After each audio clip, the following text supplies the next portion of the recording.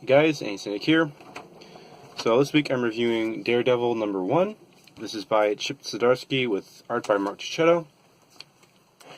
So I enjoyed Chris Soule's run quite a bit. I thought the Steam wasn't so great near the end with the whole dream sequence thing.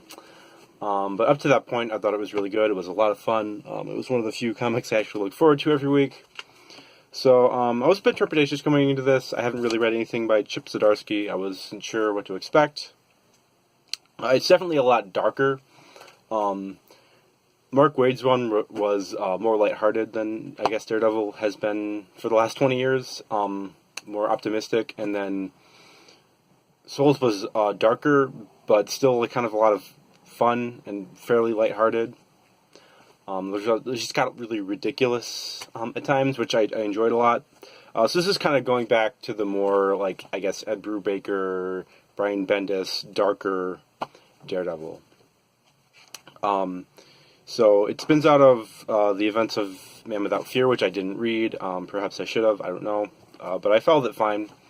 So the status quo right now reminds me a lot of where we are at the beginning of Daredevil Season 3 on Netflix, which kind of bothers me because I never like it when comic books try to ape their, more popular TV and movie versions. So Daredevil is basically trying to recover from almost dying at the end of Soule's run, kind of get back in the swing of things. He's sort of depressed and a bit aimless, I guess. There's a lot of kind of commentary and like exploration of whether or not, as Daredevil, he's doing it like for good reasons, or if he's just doing it because he enjoys it. There's a lot of flashback material. It's a fairly slow-paced book, and there's not really much of an emerging plot yet. It's mostly just character exploration, which I like. So yeah, I am liking this so far. We'll see going forward what happens. I do think the writing is pretty good. The art by Marco Checchetto is actually really good. It's very expressionistic. There's a lot of well-done fight scenes. His character work is great.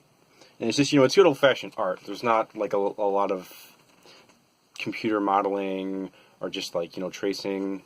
At least it's not obvious if there is.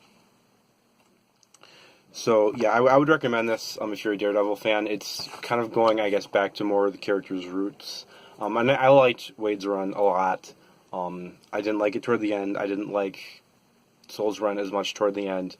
But those runs were a lot of fun. But this does kind of seem to be going back to his roots, and I do like that. I hope it doesn't get overly dark and depressing, because there's, been a trend in comics really for the last 20 years to make things really self-serious, to make people take comics more seriously, and, I think they should just kind of be what they are. But yeah, this is a well-written story. It's got really good art, and I am interested to see what happens moving forward, so I would recommend this.